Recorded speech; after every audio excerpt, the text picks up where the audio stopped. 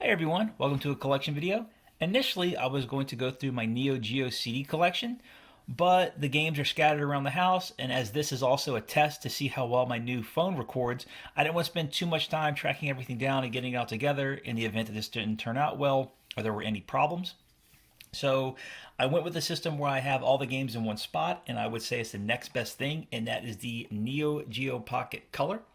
This is the exact unit I purchased off a friend in about 2000. I do have the box, but I cannot find it. However, knowing my luck, as soon as I finish recording this, I'll turn around and see it sitting somewhere.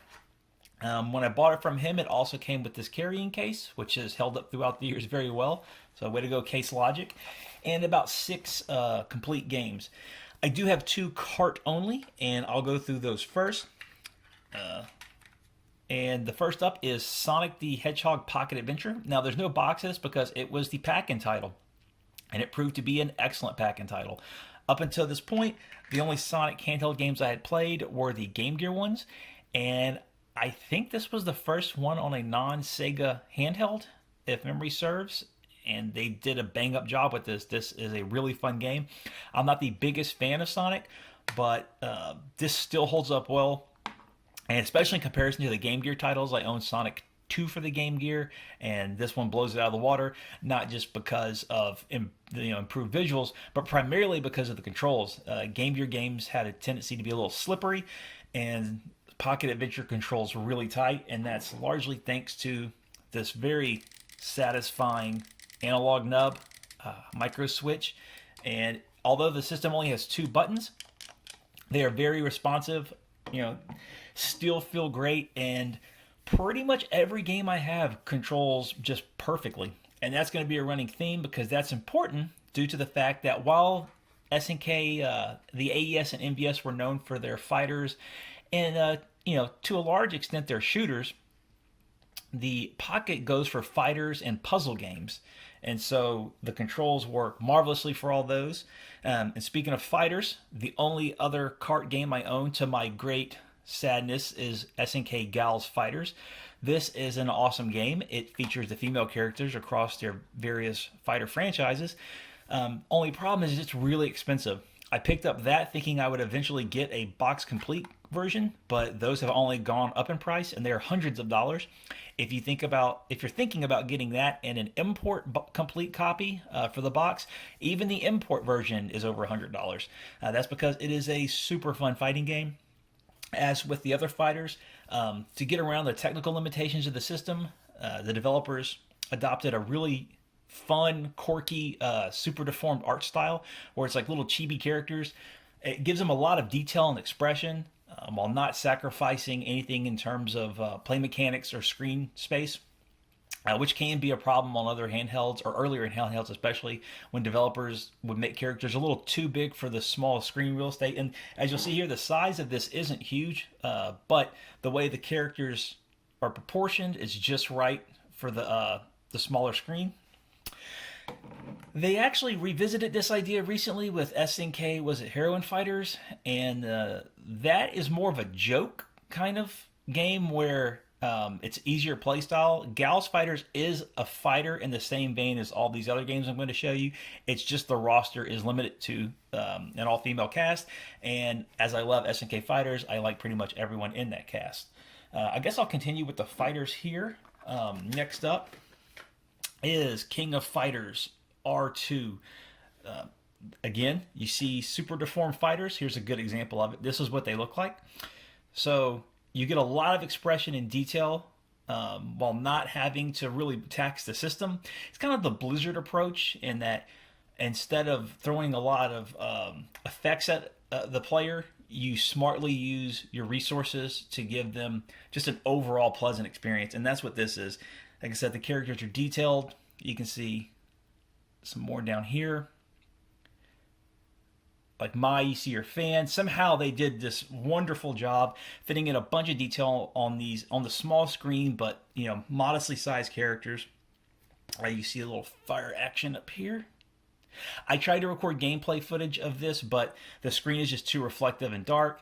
If I can get any salvageable, I'll try to put some somewhere, but I don't think any of it turned out well. it's really unfortunate. While you can play an emulated version of this, you have to have the handheld. It's so satisfying. The controls are so responsive. Like I said, everything becomes so much more addictive because of how well the handheld itself feels. That an emulator just doesn't do this justice. Now, R2 is, I think they actually released the first one on the black and white model, and the second one was for the color. It's got, let's see here, 14 characters.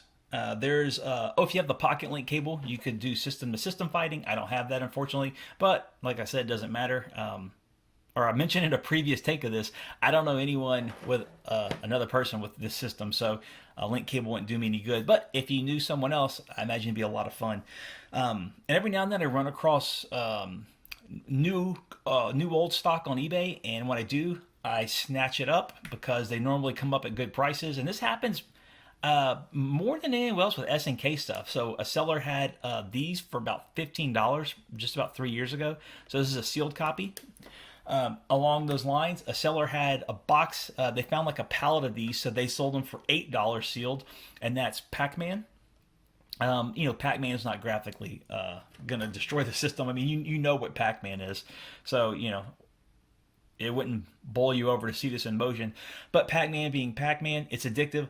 It's the original Pac-Man. It's not, like the 360 or PS3 versions that had updated mechanics and kind of combo systems and new scoring, like skill scoring mechanics, things like that. This is just plain old Pac-Man. I imagine it's sold on that alone. We all know Pac-Man. Moving along, I'll go with, I'll keep the fighter theme going here. This is Samurai Shodown 2. I got this off of eBay years ago, and unfortunately the seller sent it in an envelope, and you'll see it squished on the bottom. You'll see these extra precautions I take to keep the boxes safe from silverfish.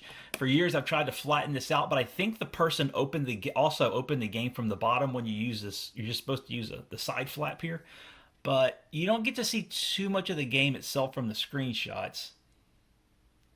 See a little bit there. Again, similar art style, large characters, expressive, responsive controls, a lot of fun. It's surprising how well the handheld does fighting games with just, like I said, 2 buttons, but I love them all. And if you have a system, I would advise, even if it's card only, go ahead and grab them. They're all just a little different from one another, and they're unique enough to warrant having all of them. So next up, let's switch it up and go with a puzzle game, because I said there were a lot of puzzles titles on the color, and this is Puzzle Link. This is a traditional Connect game. I want to say, wasn't it the creator of the Game Boy design this one? Next up is Puyo Pop. This is, of course, the classic Connect game like the other one, except this one uses Puzzle Link uses different mechanics. This is more of like a Connect 3, like a Tetris. Similar to Tetris and columns, and that, except this one you just connect similar color to blobs or whatever slime. I'm not sure what they're called, but Puyo Pop is up there with Tetris and the all-time classic puzzle series. I love the cover art to this; it's very colorful. Game itself, not so much. You'll see here, it's pretty basic, but if you've played Puyo Pop, you know what to expect. You probably played it recently with Tetris. Was it Tetris versus Puyo Pop for the modern systems? I have that. Love it. Puyo Pop's very addictive, but this is the king right here. This game is probably the second most played on the system. That is Bust-A-Move Pocket. This is such a good rendition of this game, and even if you think it's not a big deal, if I put this in your hands, you would play this for hours.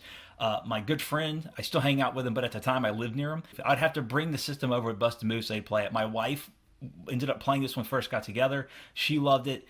It's just super addictive, and the clicky micro switch analog nub makes moving the arrow feel so good. It's so satisfying. But yeah, this is an absolute must. If you can only have one puzzle game, get Bust-A-Move Pocket. Puyo Pop's a classic. Puzzle Link has some interesting, slightly different mechanics, but Bust-A-Move Pocket is where it's at.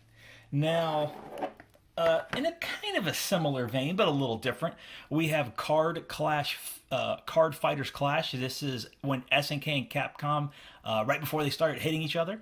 This is part of the SNK versus Capcom line. If you remember, they had There's also they had Card Fighters Clash SNK version. There's a Capcom version, and then they had Capcom versus SNK and SNK versus Capcom Chaos. All those games.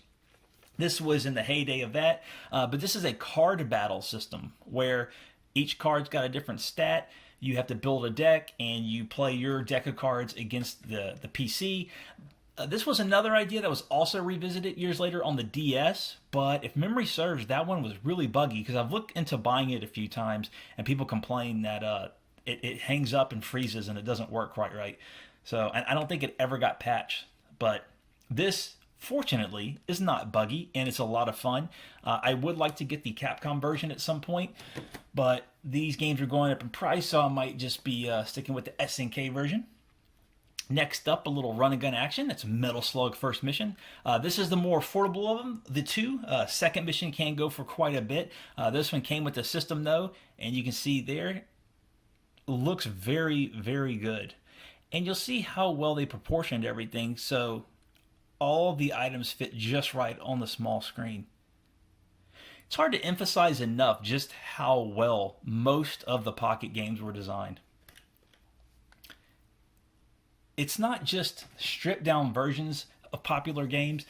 They're just refined to a point where they're companion pieces, and it just feels so good. And now this is the ultimate, and that is Match of the Millennium SNK versus Capcom. Yet another in the line of the Versus series.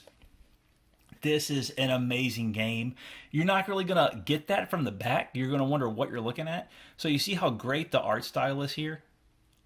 Now, what you see on the other screenshots are two of the several mini games involving characters. So you see Arthur there. There's a Metal Slug one where you move his Harding reticle around to shoot aliens. There's also a Samurai Shodown one where you have to cut bamboo stalks as they fly up. It's just, there's so much content packed in this little cart. It's an absolute must. This is actually one of my favorite fighters, period. Not just on a handheld. It's so much fun. I've never met a person who did not like this game, and I'm talking online.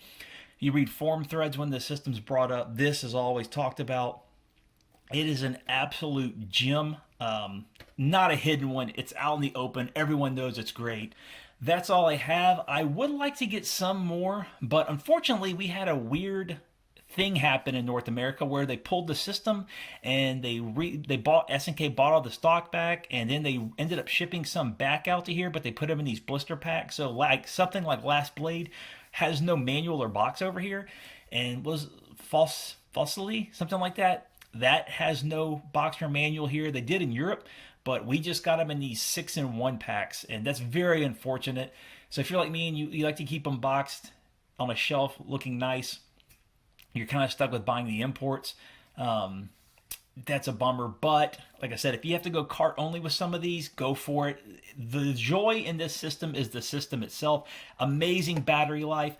I don't remember the last time I played this thing, and I turned it on and the two AA's are still kicking in here. It also uses a watch battery, and that's because if you want your horoscope, it will tell you that. That's how giving this little thing is. It will tell you your horoscope. Also has a built-in calendar. What more do you want? Game Boy, Nintendo didn't do that till the DS, all right? That's how forward-thinking SNK is. And that's it. Thanks for watching, and I will talk to everyone later.